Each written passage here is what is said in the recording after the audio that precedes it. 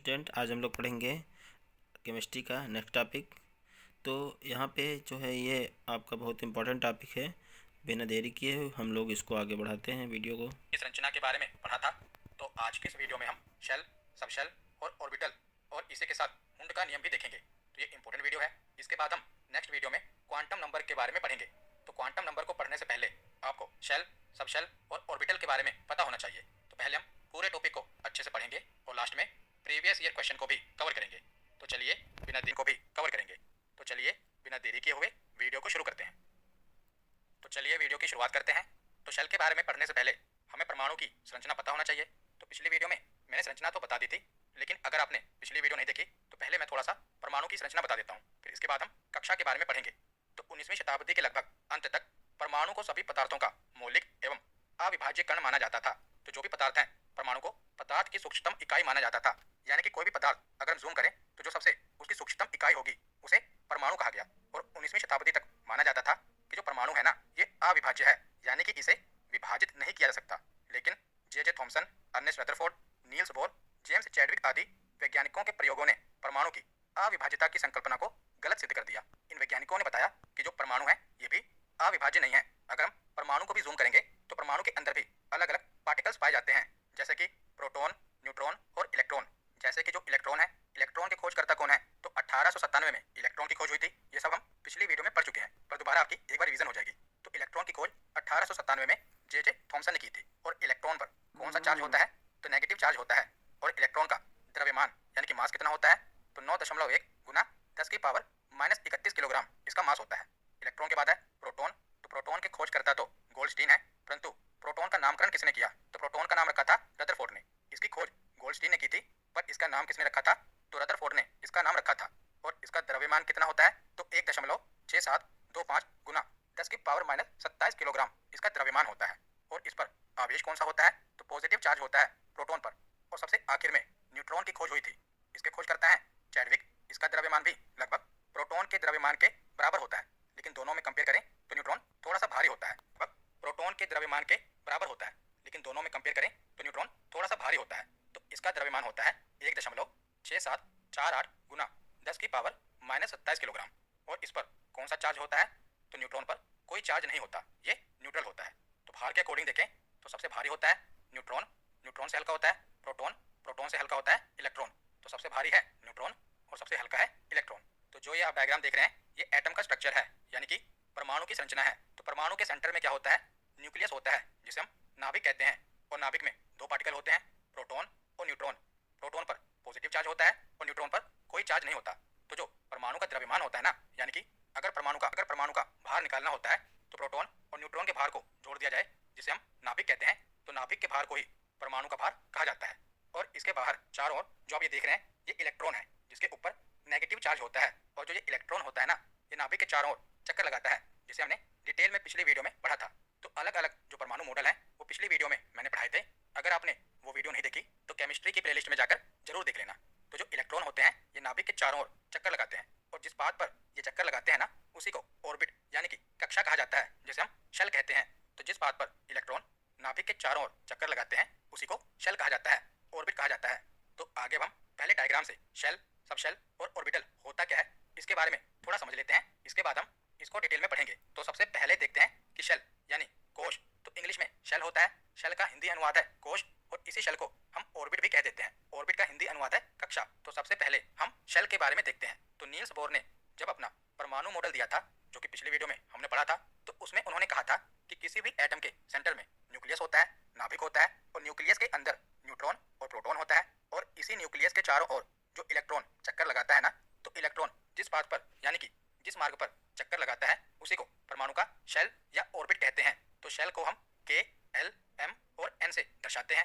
जो orbit nucleus के सबसे नजदीक होता है उसे के कहा जाता है, उससे जो दूर होता है उसे एल कहते हैं, तीसरी ऑर्बिट को एम कहा जाता है और चौथी ऑर्बिट को एन कहा जाता है। और इसी प्रकार ये आगे चलता है। और इसी को हम नंबर में भी बता सकते हैं, जो हम अल्फाबेट में। और एन शेल इसी को हम नंबर में भी बता सकते हैं। जैसे जो के ऑर्बिट है इसी को नंबर 1 शेल कह देते हैं, जो एल ऑर्बिट है इसे सेकंड नंबर का शेल कह देते हैं, जो एम ऑर्बिट है उसे थर्ड नंबर का शेल कह देते हैं, और सो ऑन। इसी प्रकार ये चलता है। तो आशा करता हूँ आपको इतनी तो क्लैरिटी हो गई होगी कि जो शेल है ये कहाँ पर होता है, यानी कि एटम के कहाँ पर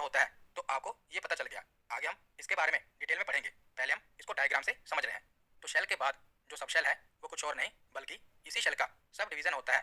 तो इसको पहले मैं आपको उदाहरण से समझाता हूँ, तब आपको ज़्यादा क्लियर होगा। तो मान लो अगर आपको मुझसे मिलना है तो आप कैसे मिलोगे? पहले आपको मेरे घर का एड्रेस पता होना चाहिए, तभी आप मुझसे मिल सकते हो। तो अगर मैं आपको बताऊं कि मैं पंजाब में रहता हूं, अगर मैं आपको बताऊं कि पंजाब में लुधियाना में रहता हूं, तो अभी भी क्या आप मेरे घर तक पहुंच पाओगे? फिर भी आप पूछोगे कि लुधियाना में किस मोहल्ले में रहते हो? तो मान लो मैं आपको बताऊं कि लुधियाना में कुछ भी मान लो आजाद नगर में रहता हूं, और मकान नंबर मान लो 1 2 3। तो अब आपको मेरे घर का एड्रेस पता चल चुका है, तो अब आप मेरे घर तक पहुंच सकते हो ना। तो इसी प्रकार हमें इलेक्ट्रॉन का भी पता चलता है। कैसे? जो शेल है, शेल के अंदर ही सब शेल पाया जाता है, सब शेल के अंदर ऑर्बिटल पाया जाता है, और ऑर्बिटल के अंदर ही हमें इलेक्ट्रॉन मिलता है। तो जैसे उदाहरण से मैंने समझाया कि शेल क्या है यानी पंजाब, सब शेल क्या है उसका जिला लुधियाना, और ऑर्बिटल क्या है उसका मोहल्ला आजाद नगर, और ऑर्बिटल के अंदर कौन मिलेगा? तो इलेक्ट्रॉन यानी कि मैं मिलूंगा। तो इसी प्रकार जो इलेक्ट्रॉन है ना, ये ऑर्बिटल में पाया जाता है, और ऑर्बिटल से मिलकर सब शेल बनता है, और सब शेल से मिलकर शेल बनता है। तो जैसे मैंने आपको बताया कि जो इलेक्ट्रॉन है ये शेल के ऊपर नाभिक के चारों ओर चक्कर लगा रहे हैं, लेकिन अगर हम शेल को जूम करें तो सब शेल को जूम करें तो ऑर्बिटल, और ऑर्बिटल को जूम करें तो उसके अंदर इलेक्ट्रॉन पाया जाता है। तो अब आगे पहले मैं आपको सब शेल के बारे में बता देता हूँ। तो सब शेल के बारे में आगे हम डिटेल में पढ़ेंगे, पहले डायग्राम से हम समझ लेते हैं। सब डिवीजन है, और सब शेल को हम एस, पी, डी और एफ से दर्शाते हैं। जैसे पहले हमने देखा कि जो शेल है उसे हम के, एल, एम और एन से दर्शाते हैं ना, ठीक इसी प्रकार सब शेल को हम एस, पी, डी और एफ से दर्शाते हैं। तो जो पहला शेल है यानी कि के शेल है, तो के शेल में एक सब शेल होता है, कौन सा? एस। मैंने आपको बताया ना कि शेल के अंदर ही सब शेल पाया जाता है, तो के शेल के अंदर कौन सा सब शेल होगा? तो एस होगा। और एल शेल के अंदर कौन सा सब शेल होगा? तो एल शेल के अंदर दो सब शेल होंगे, एस और पी। तो दूसरे नंबर के शेल के अंदर दो सब शेल होंगे, एस और पी। तीसरे नंबर के शेल के अंदर तीन सब शेल होंगे, एस, पी और डी। चौथे नंबर के शेल के अंदर जो कि एन है, इसके अंदर चार सब शेल होंगे, एस, पी, डी और एफ। तो इसे हम ये कह सकते हैं कि जिस नंबर का जो शेल होगा उसमें उतने ही सब शेल होंगे। जैसे जो पहला शेल है उसके अंदर एक ही सब शेल है, एस। जो दूसरा शेल है उसके अंदर दो सब शेल है, एस और पी। इसी प्रकार जो जिस नंबर का शेल होगा उसके अंदर उतने ही सब शेल होंगे, और सब शेल के अंदर ऑर्बिटल होगा, और ऑर्बिटल के अंदर हमें इलेक्ट्रॉन मिलेगा। तो अब हमने जो डायग्राम में समझा था उसी के बारे में डिटेल में पढ़ लेते हैं। तो सबसे पहले हम कक्षा या कोश, जिसे इंग्लिश में ऑर्बिट या शेल कह दिया जाता है, इसके बारे में पढ़ते हैं। तो ऑर्बिट यानी कि कक्षा होती क्या है? तो परमाणु के केंद्र में नाभिक होता है, जिसके बाहर इलेक्ट्रॉन चक्कर लगाता है, और इलेक्ट्रॉन जिस वृत्तीय पथ पर यानी कि जिस सर्कुलर पाथ पर चक्कर लगाते हैं उसी वृत्तीय पथ को कक्षा कहा जाता है, ऑर्बिट कहा जाता है, और इसे के, एल, एम और एन से दर्शाया जाता है। जैसा कि हमने पढ़ा, ये डायग्राम है, बीच में न्यूक्लियस है, इसके बाहर जो ये ऑर्बिट है इसे के, एल, एम और एन से दर्शाया जाता है। और जैसा कि हमने पढ़ रखा है कि नील्स बोर ने अपने परमाणु मॉडल में ये बताया था कि प्रत्येक ऑर्बिट का अपना एक एनर्जी लेवल होता है, यानी कि प्रत्येक कक्षा का अपना एक ऊर्जा स्तर एनर्जी लेवल होता है, जिसके ऊपर इलेक्ट्रॉन चक्कर लगाते हैं।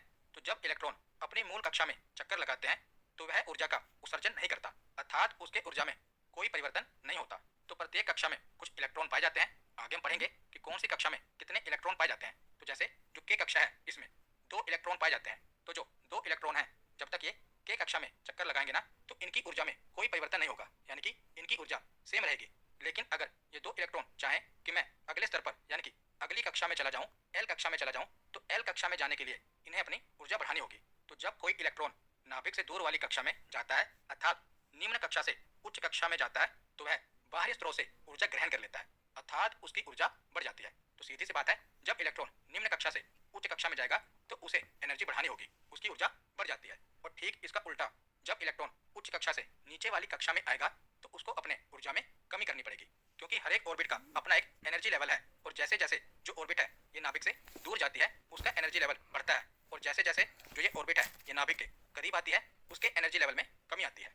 तो तीसरा पॉइंट क्या है कि जब कोई इलेक्ट्रॉन नाभिक के दूर वाली कक्षा से नाभिक के समीप वाली कक्षा में आता है तो वह ऊर्जा का उत्सर्जन करता है, अर्थात उसकी ऊर्जा में कमी होती है। तो आपको समझ आ गया ना कि बोर ने क्या कहा है कि प्रत्येक कक्षा का अपना एक एनर्जी लेवल होता है, और जब तक इलेक्ट्रॉन अपनी ही कक्षा में चक्कर लगाएगा उसकी ऊर्जा में कोई परिवर्तन नहीं होगा। लेकिन अगर इलेक्ट्रॉन अपने से उच्च कक्षा में जाना चाहता है तो उसे अपनी ऊर्जा बढ़ानी होगी, और अगर इलेक्ट्रॉन उच्च कक्षा से निम्न कक्षा में नीचे वाली कक्षा में आना चाहता है तो उसे अपनी ऊर्जा में कमी करनी पड़ेगी।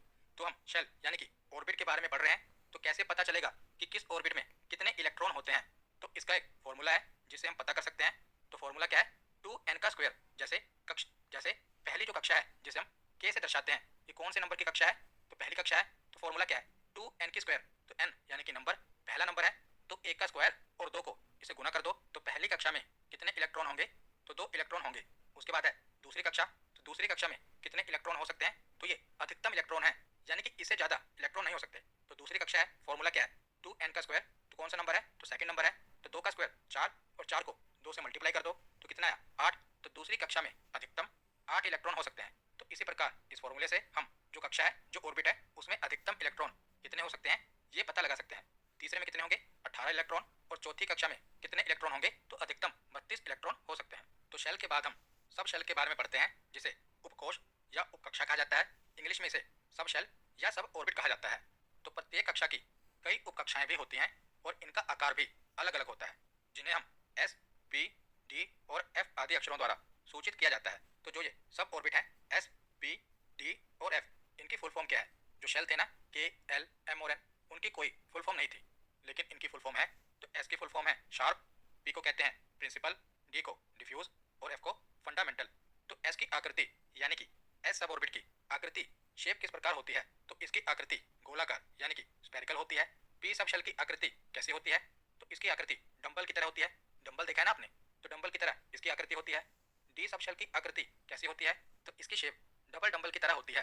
पी सब शेल की शेप सिंगल डंबल की तरह होती है, और डी सब शेल की शेप होती है डंबल देखा है ना आपने, तो डंबल की तरह इसकी आकृति होती है। डी सब शेल की आकृति कैसी होती है, तो इसकी शेप डबल डंबल की तरह होती है। पी सब शेल की शेप सिंगल डंबल की तरह होती है, और डी सब शेल की शेप डबल डंबल की तरह होती है। और जो एफ उपकोश है, इसकी आकृति कॉम्प्लेक्स यानी कि जटिल होती है। तो इनकी आकृति आपको पता होनी चाहिए। एग्जाम में ये पूछ लिया जाता है कि बताइए पी सब शेल की आकृति किस प्रकार होती है, तो इसकी आकृति डंबल की तरह होती है, सिंगल डंबल। एस की आकृति गोलाकार, पी की डंबल की तरह, डी की डबल डंबल की तरह, और एफ की कॉम्प्लेक्स यानी कि जटिल। तो जैसे हमने ऑर्बिट में पढ़ा था कि हर एक ऑर्बिट में कितने इलेक्ट्रॉन होते हैं, उसका पता किस फॉर्मूले से लगता है, 2n की स्क्वायर। उसी प्रकार जो उपकक्षाएं होती हैं, इनमें इलेक्ट्रॉन का पता कैसे लगता है। तो जो पहली उपकक्षा है एस, इसमें कितने इलेक्ट्रॉन होते हैं, तो इसमें अधिकतम 2 इलेक्ट्रॉन हो सकते हैं। उसके बाद हम इसमें 4 4 ऐड करते जाएंगे। जैसे जो पी उपकक्षा है, इसमें कितने इलेक्ट्रॉन होते हैं, तो 2 में 4 जोड़ दो 6 इलेक्ट्रॉन। जो डी उपकक्षा है, इसमें कितने इलेक्ट्रॉन होते हैं, तो 10 इलेक्ट्रॉन। जो एफ उपकक्षा है, इसमें कितने इलेक्ट्रॉन होते हैं, तो 10 में 4 जोड़ दो तो 14 इलेक्ट्रॉन होते हैं। तो प्रत्येक उपकक्षा में शुरुआत हमें 2 से करनी है, और उसके बाद 4 4 जोड़ते जाना है, 2, 6, 10 और 14। तो एक बार हम ऑर्बिट और सब ऑर्बिट को एक ही साथ देख लेते हैं। तो जो पहला ऑर्बिट है के ऑर्बिट, उसमें अधिकतम इलेक्ट्रॉन कितने होते हैं, 2 होते हैं। तो उस ऑर्बिट में कौन सा सब ऑर्बिट आएगा, तो पहले ऑर्बिट में कौन सा सब ऑर्बिट आता है, मैंने आपको बताया था एस। तो एस में अधिकतम इलेक्ट्रॉन कितने होंगे, तो 2 ही होंगे। जाहिर सी बात है, जो ऑर्बिट है वो सब ऑर्बिट से मिलकर ही तो बना है। तो जिस ऑर्बिट में जो सब ऑर्बिट पाया जाता है, उसमें जितने इलेक्ट्रॉन होंगे उतने ही तो इलेक्ट्रॉन ऑर्बिट में होंगे। जैसे कोई कक्षा होती है, जैसे आप स्कूल में पढ़ते थे, तो जो आपकी कक्षा होती थी, मान लीजिए 11वीं क्लास है, तो उसके अंदर सेक्शन भी तो होते थे, ए सेक्शन, बी सेक्शन और सी सेक्शन। तो जो अलग अलग सेक्शन होते थे, उनमें अलग अलग नंबर के बच्चे होते थे, लेकिन अगर हम सबको मिला दें तो वो 11वीं कक्षा के ही विद्यार्थी कहलाते हैं। उसी प्रकार जो कक्षा है, उसके अंदर ही उपकक्षा होती है। तो जितने इलेक्ट्रॉन उपकक्षा में होंगे, उनको ही तो जोड़कर कक्षा में उतने ही इलेक्ट्रॉन बनेंगे। तो पहली जो कक्षा है के, उसकी उपकक्षा कौन सी होती है, एस।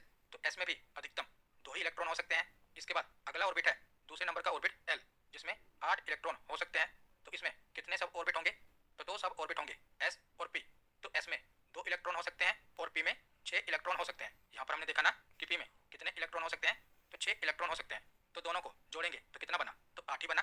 तो एल कक्षा में भी 8 ही इलेक्ट्रॉन अधिकतम हो सकते हैं। उसके बाद जो तीसरी कक्षा है एम, इसमें अधिकतम 18 इलेक्ट्रॉन हो सकते हैं। इसके अंदर 3 उपकक्षाएं पाई जाएंगी, एस, पी और डी।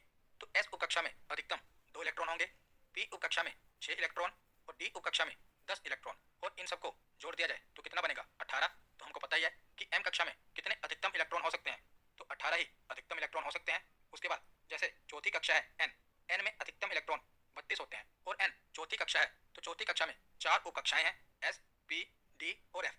तो एस में 2 इलेक्ट्रॉन, पी में 6 इलेक्ट्रॉन, डी में 10 इलेक्ट्रॉन और एफ में 14 इलेक्ट्रॉन पाए जाते हैं। तो इन सबको भी मिला दिया जाए तो कितना बना, 32 बना। तो एन कक्षा में अधिकतम कितने इलेक्ट्रॉन पाए जाते हैं, तो 32 ही इलेक्ट्रॉन पाए जाते हैं। तो आशा करता हूँ आपको ऑर्बिट और सब ऑर्बिट क्या होता है इसके बारे में पता चल गया होगा, और इसके अंदर इलेक्ट्रॉन कैसे निकाले जाते हैं ये भी आपको पता चल गया होगा। तो हमने ऑर्बिट के बारे में पढ़ लिया, सब ऑर्बिट के बारे में पढ़ लिया। अब हम ऑर्बिटल के बारे में पढ़ते हैं, यानी कि कक्षक के बारे में पढ़ते हैं।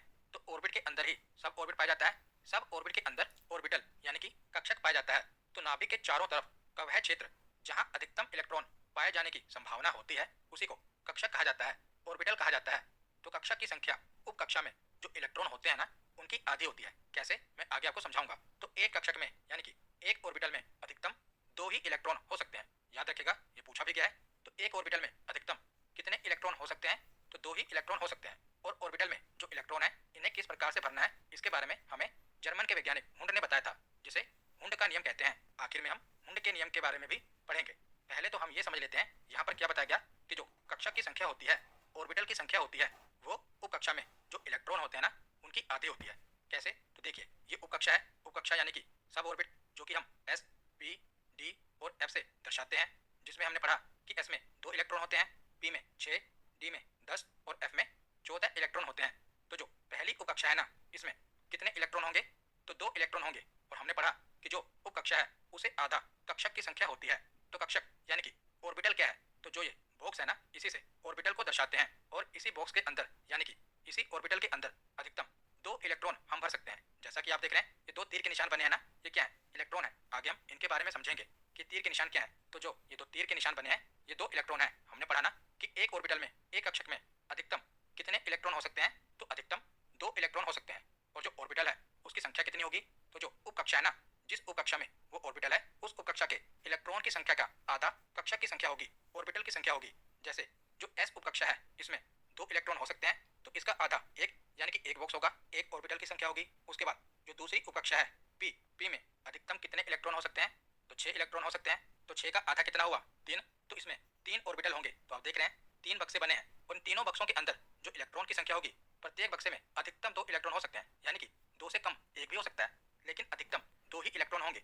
2 से ज्यादा इलेक्ट्रॉन एक डब्बे में नहीं हो सकते। तो जो तीसरी उपकक्षा है डी, इसमें 10 इलेक्ट्रॉन है, तो इसका आधा 5 हुआ। तो इस सब ऑर्बिट में कितने ऑर्बिटल होंगे? तो 5 ऑर्बिटल होंगे। और 5 ऑर्बिटल में प्रत्येक ऑर्बिटल में 2-2 इलेक्ट्रॉन बनेंगे। तो टोटल मिलाकर 10 ही इलेक्ट्रॉन होंगे। तो ऑर्बिटल को मिलाकर ही तो सब ऑर्बिट बनता है, और सब ऑर्बिट को ही मिलाकर ऑर्बिट बनता है। और जो एफ उपकक्षा है, जिसमें अधिकतम 14 इलेक्ट्रॉन हो सकते हैं, इसमें बताओ कितने ऑर्बिटल होंगे? तो 14 इलेक्ट्रॉन है, तो इसका आधा कितना हुआ? 7। तो इसमें 7 ऑर्बिटल होंगे, और इन सातों ऑर्बिटल में प्रत्येक ऑर्बिटल में अधिकतम 2 इलेक्ट्रॉन पाए जाएंगे। तो 7 दूनी 14। तो 14 इलेक्ट्रॉन इस सब ऑर्बिटल में, इस उपकक्षा में हो सकते हैं। तो हम एक साथ शेल, सब शेल और ऑर्बिटल के बारे में देख लेते हैं। तो जो पहली कक्षा है, इसमें हमने पढ़ा कि कितने अधिकतम इलेक्ट्रॉन हो सकते हैं? तो 2। और पहली कक्षा में एक ही उपकक्षा पाई जाएगी, जिसे एस कहते हैं। और एस में भी अधिकतम 2 इलेक्ट्रॉन हो सकते हैं। और एस उपकक्षा के अंदर कितने ऑर्बिटल होंगे? तो एस उपकक्षा में 2 इलेक्ट्रॉन पाए जाते हैं। तो इसका एक ऑर्बिटल होगा जिसमें 2 ही इलेक्ट्रॉन होंगे। तो आप देख रहे हैं कि टोटल मिलाकर अगर हम कक्षा को जोड़ें, ऑर्बिटल के अंदर जो इलेक्ट्रॉन है उनको जोड़ें, तो उतने ही बनेंगे जितने की उस कक्षा में पाए जाते हैं। दूसरी कक्षा एल, एल में अधिकतम कितने इलेक्ट्रॉन होते हैं? 8 इलेक्ट्रॉन हो सकते हैं। और जो एल कक्षा है, ये दूसरे नंबर की कक्षा है। तो दूसरे नंबर की कक्षा में 2 उपकक्षाएं होती हैं, एस और पी। तो एस के अंदर एक ऑर्बिटल होगा, और पी के अंदर 3 ऑर्बिटल होंगे। क्यों होंगे? पीछे हमने देखा, क्योंकि जो एस है, एस में अधिकतम 2 इलेक्ट्रॉन हो सकते हैं, तो 2 का आधा एक ऑर्बिटल होगा। और जो पी है, पी में अधिकतम 6 इलेक्ट्रॉन हो सकते हैं, तो 6 का आधा 3 होता है। तो इसमें 3 ऑर्बिटल होंगे। तो 3 और 1 4 ऑर्बिटल हो गए। और 4 ऑर्बिटल में कितने अधिकतम इलेक्ट्रॉन पाए जाएंगे? तो 8 अधिकतम इलेक्ट्रॉन पाए जाएंगे, क्योंकि 4 दूना 8 होता है। और आप देख रहे हैं कि दूसरी कक्षा में कितने अधिकतम इलेक्ट्रॉन होते हैं? तो 8 ही तो होते हैं। उसके बाद जो तीसरी कक्षा है एम, इसमें अधिकतम 18 इलेक्ट्रॉन पाए जाते हैं। तो ये तीसरी कक्षा है। तो तीसरी कक्षा में 3 ही उपकक्षाएं होंगी, एस, पी और डी। और 3 उपकक्षाओं में टोटल इलेक्ट्रॉन 18 होते हैं। तो 18 का आधा 9 होगा। तो इसमें टोटल 9 ऑर्बिटल होंगे। एस का एक ऑर्बिटल, पी के 3 ऑर्बिटल और डी में 10 इलेक्ट्रॉन होते हैं, तो इसके 5 ऑर्बिटल होंगे। तो टोटल 9 ऑर्बिटल होंगे। और 9 ऑर्बिटल में अधिकतम 2-2 इलेक्ट्रॉन रखे जा सकते हैं। तो टोटल 9 दूनी 18। तो इसमें टोटल मिलाकर कितने इलेक्ट्रॉन बने? तो 18 बने। तो एम कक्षा में हमने देखा था 18 ही इलेक्ट्रॉन बनते हैं। तो इसी प्रकार ये चलेगा। आगे भी आप देखेंगे कि जो चौथी कक्षा है उसमें 32 इलेक्ट्रॉन होते हैं। और चौथी कक्षा में 4 उपकक्षाएं होती हैं, एस, पी, डी और एफ। और इन सबको मिलाकर 32 इलेक्ट्रॉन बनते हैं। तो 32 का आधा हुआ 16। तो इसमें 16 ऑर्बिटल पाए जाएंगे, जिनके अंदर 32 इलेक्ट्रॉन होंगे। तो आशा करता हूँ आपको शेल, सब शेल और ऑर्बिटल क्या होता है, इसमें कितने इलेक्ट्रॉन पाए जाते हैं, उनका पता कैसे लगाया जाता है, ये पता चल गया होगा। तो आखिर में हम जो हुंड का नियम है उसके बारे में पढ़ लेते हैं। तो जर्मन वैज्ञानिक फ्रेडरिक हुंड के द्वारा वर्ष 1925 में प्रतिपादित इस नियम के अनुसार परमाणु के किसी भी उपकोष में, यानी कि परमाणु के किसी भी सबशेल के किसी भी कक्षक में तब तक 2 इलेक्ट्रॉन नहीं भरे जा सकते जब तक इसके सभी कक्षक में एक एक इलेक्ट्रॉन ना भर दिया जाए। तो हुंड ने क्या बताया था? जो हम ये ऑर्बिटल में इलेक्ट्रॉन भरते हैं ना, तो हुंड ने क्या बताया? इसका नियम बताया। इन्होंने बताया कि जो ऑर्बिटल है, कक्षक है, इसमें जो इलेक्ट्रॉन भरे जाएंगे ना, हमने पढ़ा कि प्रत्येक ऑर्बिटल में अधिकतम 2 इलेक्ट्रॉन भरे जा सकते हैं। लेकिन इन्होंने बताया कि जो इलेक्ट्रॉन है, पहले सभी डब्बे में एक एक इलेक्ट्रॉन भरना होगा। उसके बाद जो उसका जोड़ा है यानी कि दूसरा इलेक्ट्रॉन बाद में भरना है। पहले सभी डब्बों में एक एक इलेक्ट्रॉन भरना पड़ेगा। तो जो ये तीर का निशान आप देख रहे हैं जिसे इलेक्ट्रॉन कहते हैं, इसे क्या पता चलता है? तो यह चक्कर लगा रहे इलेक्ट्रॉन की दिशा को दर्शाता है, यानी कि इलेक्ट्रॉन के डायरेक्शन को दर्शाता है। हमने पढ़ा था ना कि जो इलेक्ट्रॉन है ये क्या करता है, ये नाभिक के चारों ओर चक्कर लगाता है। तो जो ये तीर का निशान है ये इलेक्ट्रॉन के दिशा को दर्शाता है। अगर ये सीधा तीर है तो ये क्लॉकवाइज घूमेगा, यानी कि सीधा क्लॉकवाइज घूमेगा। अगर ये तीर का निशान उल्टा है, नीचे की तरफ इसका मुंह है, तो ये एंटी क्लॉकवाइज घूमेगा, यानी कि उल्टा घूमेगा। तो हुंड के नियम के अनुसार जैसे आप देख रहे हैं ये 3 ऑर्बिटल है, तो 3 ऑर्बिटल में अधिकतम कितने इलेक्ट्रॉन आ सकते हैं? तो बात हो रही है अधिकतम की, तो मैक्सिमम 6 इलेक्ट्रॉन आ सकते हैं। लेकिन अगर 3 ही इलेक्ट्रॉन है तो उन्हें किस प्रकार से इसमें भरना है? तो पहले एक एक करके तीनों में भरना पड़ेगा। ये नहीं होगा कि पहले डब्बे में 2 इलेक्ट्रॉन डाल दो, दूसरे में 1 और तीसरा खाली छोड़ दो। नहीं, पहले एक एक करके तीनों ऑर्बिटल में इलेक्ट्रॉन भरना होगा। और पहले हमें क्लॉकवाइज यानी कि जो सीधा तीर का निशान होता है जिसका मुंह ऊपर की तरफ होता है वो इलेक्ट्रॉन भरना है। इसके बाद उल्टा इलेक्ट्रॉन चालू करना है। पहले हमें सीधा इलेक्ट्रॉन भरना है। जैसे आप इसमें देख रहे हैं इसके भी 3 ऑर्बिटल हैं और तीनों में कैसे इलेक्ट्रॉन भरे हैं? पहले सीधा सीधा करके तीनों में भरा गया, उसके बाद उल्टा करके इलेक्ट्रॉन को तीनों में भरा गया। और जो लास्ट में आप ये ऑर्बिटल देख रहे हैं ये भी सही है। पहले क्या किया गया कि तीनों में इलेक्ट्रॉन भर दिया गया। 5 इलेक्ट्रॉन भरने थे, तो पहले हमने क्या किया कि सीधा सीधा करके तीनों में इलेक्ट्रॉन भर दिए। अब बचे कितने? 2। तो फिर हम शुरू में आ जाएंगे, लेकिन अब हम उल्टा भरना शुरू करेंगे, यानी कि अब सीधा तीर का निशान नहीं होगा, अब उल्टा तीर का निशान होगा। यानी कि इसके बाद अब इस ऑर्बिटल में कोई और इलेक्ट्रॉन नहीं आ सकता, अधिकतम 2 ही इलेक्ट्रॉन आ सकते हैं। तो इस प्रकार ये हुंड का नियम है। इन्होंने बताया कि प्रत्येक कक्षक में इलेक्ट्रॉन को कैसे भरा जाए। पहले एक एक करके सभी कक्षक में इलेक्ट्रॉन भरना है, उसके बाद अगर इलेक्ट्रॉन है तब उसके बाद उसका जोड़ा लगाना है, पर पहले एक एक करके सभी ऑर्बिटल में इलेक्ट्रॉन भरना है। तो अब आपको इसमें से बताना है कि निम्नलिखित में से कौन सा सही है, यानी कि हुंड के नियम के अनुसार जो आप ये ऑर्बिटल देख रहे हैं इसमें जो इलेक्ट्रॉन भरे गए हैं इन चारों में से आपको बताना है कि कौन सा सही है। तो पहला आप देख रहे हैं, तो बताइए जो पहले 3 ऑर्बिटल हैं इसमें जो इलेक्ट्रॉन भरे गए हैं क्या ये सही प्रकार भरे गए हैं? तो नहीं भरे गए। क्यों सही प्रकार से नहीं भरे गए? तो हुंड का नियम क्या कहता है? जैसे हम इसमें देख रहे हैं कि टोटल 5 इलेक्ट्रॉन है, तो हुंड का नियम क्या कहेगा कि पहले सभी में एक एक इलेक्ट्रॉन भर दो। तो 3 इलेक्ट्रॉन जो सीधा तीर का निशान है वो हो गया। अब उसके बाद क्या करना है? पहले ऑर्बिटल से शुरू करना है। तो पहले ऑर्बिटल का जोड़ा लग गया, यहाँ तक तो सही है। लेकिन आप देख रहे हैं उसके बाद क्या हुआ?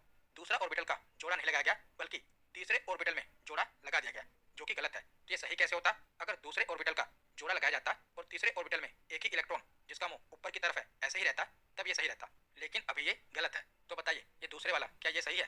तो ये भी सही नहीं है, क्योंकि इसमें टोटल 3 इलेक्ट्रॉन है और 3 ऑर्बिटल है, पर सभी ऑर्बिटल में एक एक इलेक्ट्रॉन पहले भरना था, पहले ही जोड़ा नहीं लगाना, पहले सब में एक एक भरना था। तो ये भी गलत है। जो तीसरा वाला है बताइए क्या ये सही है? तो इसमें 6 इलेक्ट्रॉन है और 3 ऑर्बिटल है और तीनों में जोड़े लगाए हुए हैं, तो ये तो सही होगा ना। पर ये भी सही नहीं है। तो क्यों सही नहीं है? क्योंकि जो इसका दूसरा ऑर्बिटल है इसमें आप देख रहे हैं दोनों तीर के निशान ऊपर की ओर है। पर सही क्या होगा? एक तीर का निशान ऊपर की ओर होगा और दूसरा तीर का निशान नीचे की ओर होगा। तो ये भी गलत है। तो जो चौथा है ये बताइए क्या ये सही है? तो इसमें भी 3 ऑर्बिटल है और 5 इलेक्ट्रॉन को भरना है। तो पहले सभी में एक एक इलेक्ट्रॉन भर दिया गया और उसके बाद आखिर में फिर से पहले से शुरुआत हुई, पहले का जोड़ा लग गया। तो ये तो सही होगा, पर ये भी सही नहीं है, क्योंकि जो तीसरे ऑर्बिटल में इलेक्ट्रॉन भरा है ना वो उल्टा है। हमने क्या पढ़ा कि पहले सीधे तीर का निशान सभी में होगा, यानी कि पहले सीधे तीर के निशान का इलेक्ट्रॉन सभी ऑर्बिटल में होगा, उसके बाद जब जोड़ा लगेगा ना तब उल्टे तीर का निशान आएगा। पर यहाँ पर क्या किया है कि अभी जोड़ा नहीं लगा, पहले ही उल्टे तीर का निशान आ गया, जो कि गलत है। तो इनमें से कौन सा सही है? तो इनमें से कोई भी सही नहीं है। तो यहाँ पर हमारा थियरी सेक्शन कंप्लीट होता है। अब हम प्रीवियस ईयर क्वेश्चन देखते हैं। तो पहला प्रश्न है कि एक कोश में मौजूद इलेक्ट्रॉनों की अधिकतम संख्या किस सूत्र द्वारा ज्ञात की जाती है? यानी कि एक शेल में कितने अधिकतम इलेक्ट्रॉन पाए जाते हैं, इसका फॉर्मूला कौन सा है? तो इसका फॉर्मूला है 2n²। तो ऑप्शन ए इसका सही जवाब है।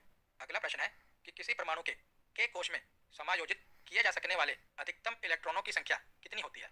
तो इसमें पूछा गया है कि जो के शेल होगा ना उसमें अधिकतम इलेक्ट्रॉन कितने हो सकते हैं। तो के कोश यानी कि पहले कोश है और पहले कोश में कितने अधिकतम इलेक्ट्रॉन हो सकते हैं? तो हमने पढ़े थे 2 अधिकतम इलेक्ट्रॉन हो सकते हैं। तो इसका सही जवाब क्या है? ऑप्शन सी।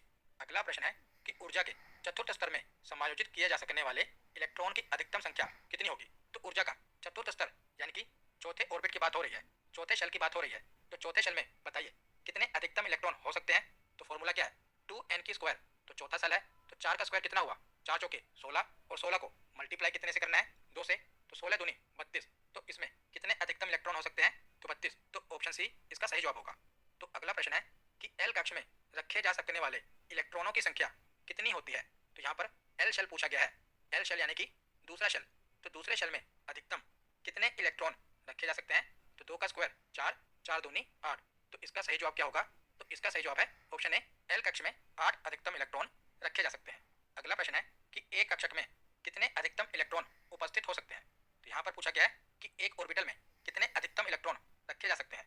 तो हमने पढ़ा था कि एक ऑर्बिटल में 2 अधिकतम इलेक्ट्रॉन रखे जा सकते हैं। तो इसका सही जवाब क्या होगा? Option A. तो अगला प्रश्न है कि एफ उपकोष में इलेक्ट्रॉनों की अधिकतम संख्या कितनी होती है। तो यहाँ पर उपकोष यानी कि सब शेल की बात हो रही है। तो एफ सब शेल में कितने अधिकतम इलेक्ट्रॉन हो सकते हैं। तो हमने 4 सब शेल पढ़े थे, एस, पी, डी और एफ। एस में 2, उसके बाद 4 जोड़ना है, एस के बाद पी आएगा, पी में 6 होंगे, पी के बाद डी आएगा, डी में 10 होंगे, डी के बाद एफ आएगा, एफ में 14 इलेक्ट्रॉन रखे जा सकते हैं। तो इसका सही जवाब क्या होगा? Option A. अगला प्रश्न है कि नाभिक के चारों ओर स्थायी ऊर्जा स्तर की अवधारणा किस वैज्ञानिक ने दी थी। तो किस वैज्ञानिक ने यह बताया था कि नाभिक के चारों ओर जो कक्षा है इनका अपना एनर्जी लेवल होता है। तो इसके बारे में हमें नील्स के बोर परमाणु मॉडल से पता चला था। तो इसका सही जवाब क्या है? नील्स बोर, ऑप्शन बी इसका सही जवाब है। तो अगला प्रश्न है कि एक परमाणु में इलेक्ट्रॉन की उपस्थिति की खोज किसने की थी। तो परमाणु में जो इलेक्ट्रॉन होता है इसकी खोज किसने की थी। तो जे थॉमसन ने इसकी खोज की थी। तो ऑप्शन डी इसका सही जवाब है। अगला प्रश्न है कि निम्नलिखित में से कौन सा सही है, ये आपको बताना है। तो जो पहला ऑप्शन है इसमें ये तो गलत है क्योंकि इसके तीसरे ऑर्बिटल में कोई इलेक्ट्रॉन नहीं है, तो ये गलत है। जो बी ऑप्शन है ये भी गलत है क्योंकि इसके दूसरे ऑर्बिटल में कोई इलेक्ट्रॉन नहीं है और तीसरे ऑर्बिटल में 2 इलेक्ट्रॉन है, ये कैसे हो सकता है, ये भी गलत है। जो सी ऑप्शन है ये भी गलत है क्योंकि जो इसका दूसरा ऑर्बिटल है इसमें दोनों तीर के निशान ऊपर की ओर है, ये भी गलत है। तो ऑप्शन डी इसका सही जवाब है। क्यों सही है? क्योंकि इसमें 5 इलेक्ट्रॉन है और इनको सही तरह से भरा गया है। पहले एक एक करके तीनों में भरा गया, उसके बाद इसके जोड़े लगाए गए, तो ये सही है। तो ऑप्शन डी इसका सही जवाब है। तो आज का आखिरी प्रश्न है कि पी कक्षक का आकार कैसा होता है। तो पी सबशेल का आकार कैसा होता है। तो जो एस था, एस का आकार गोलाकार था, पी सबशेल का आकार